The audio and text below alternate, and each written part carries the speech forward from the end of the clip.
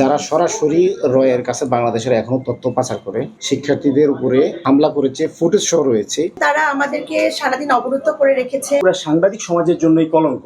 আমার নাম সাবরিনা বিনতে আহমেদ, আমি জনকণ্ঠের অ্যাডভাইজার। নির্যাতনের শিকার হয়েছি, আমি নিজে শিকার হয়েছি। আমার ছোট বাচ্চা 3 মাসের বাচ্চাকে নিয়ে আমি আমার স্বামীর কাছে জেলখানায় গেছি তার সাথে দেখা করতে। সো আমরা চাই না কোনো ফ্যাসিস্ট, আমি যে প্রতিষ্ঠানে আছি সেই প্রতিষ্ঠানে কোনো ফ্যাসিস্ট থাকুক। আমাদের যে চেয়ারম্যান শামীমা আতিকুল্লাহ খান, উনি কিন্তু বারবার ওনাদের বলেছেন যে আপনারা পদত্যাগ করেন। আমাদের হাউসে কিন্তু প্রেশার আসছে, কারণ এটা সরকার কর্তৃক একটা লিস্ট হয়েছে যারা ফ্যাসিস্টের দোষর। অলরেডি তারা রয়ের এজেন্ট ছিল এবং বিভিন্নভাবে দেশের তথ্য বিদেশে পাচার করেছে। এইরকম আরো অনেক ইস্যু আছে, সীমাহীন ইস্যু আছে, যেগুলো হচ্ছে এত বলা যাবে না এখন। তো ওনারা আসছিল না, এরপরে আমাদের অফিস থেকে এটা ডিসিশন নেওয়া হয়েছে যে ওনাদেরকে টার্মিনেট করতে হবে। তো আমরা ওনাদেরকে সুন্দর করে এটা শান্তিপূর্ণভাবেই দিয়েছি, কিন্তু যে আপনারা এটা নিয়েন এবং কোনো ধরনের আপনাদের যা দেনা পাওনা আছে আপনারা সেটা প্রাপ্য আছে আপনাদের এটা বুঝিয়ে দেওয়া হবে একদম খুব শীঘ্রই, কয়েকদিনের মধ্যেই। কিন্তু ওনারা এটা অ্যাকসেপ্ট করেনি। টার্মিনেশন লেটার ছিল এবং এই টার্মিনেশন লেটারগুলো হচ্ছে যারা ফ্যাসিস্ট, লিস্টেড ফ্যাসিস্ট, তাদের পক্ষে, তাদের জন্য।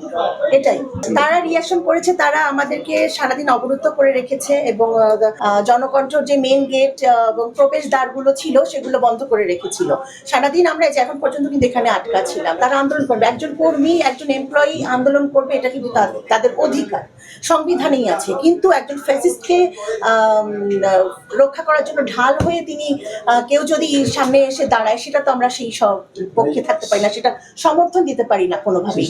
এটা থেকেই হচ্ছে মানে এই সূত্রপাত এবং এই যে এই অবধি এসেছে, এই যে আপনারা যে আসলেন এখন আপনারা জনসমক্ষেই দেখলেন যে কি হয়েছে। জনকণ্ঠ প্রতিষ্ঠানে আমি প্ল্যানিং অ্যাডভাইজার হিসেবে জয়েন করেছি প্রতিষ্ঠানটাকে দোষরমুক্ত করার জন্য। এখানে মালিক পক্ষ এবং রাষ্ট্রের বিরুদ্ধে একটি মহল দীর্ঘদিন ধরে কাজ করে যাচ্ছে, যারা সরাসরি রয়ের কাছে বাংলাদেশের এখনো তথ্য পাচার করে এবং জুলাই আন্দোলনে শিক্ষার্থীদের উপরে হামলা করেছে, ফুটেজ সহ রয়েছে। এইরকম লোকদেরকে আমরা সরকারের বা রাষ্ট্রের পক্ষ থেকে থ্রেট মনে করে দীর্ঘদিন থেকে তাদেরকে বলতেছি আপনারা রিজাইন দেন।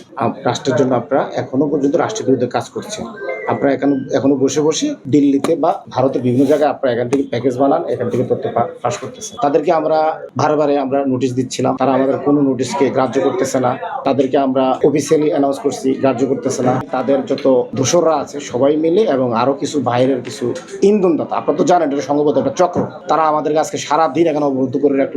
আমাদের ফোন লাইন বন্ধ করে দিল, আমাদের মেইন গেট বন্ধ করে দিল, আমাদের এখানে একটা একটু পরে এসে একটু ভীতিকর পরিস্থিতি সৃষ্টি করে। আমরা তাদের সাথে সারা দিন নেগোসিয়েশনের চেষ্টা করছি, আসেন বসেন, আপনাদের টাকা নিয়ে যান, আপনাদের দেনা পাওনা নিয়ে যান। তারা দেনা পাওনা নিচ্ছে না, আমাদের সাথে বসতেছে না। সকাল থেকেই আমরা তাদের সাথে নেগোসিয়েশনের চেষ্টাটা করতেছিলাম, কোনোভাবে তাদেরকে আমরা বুঝতে পারি নাই।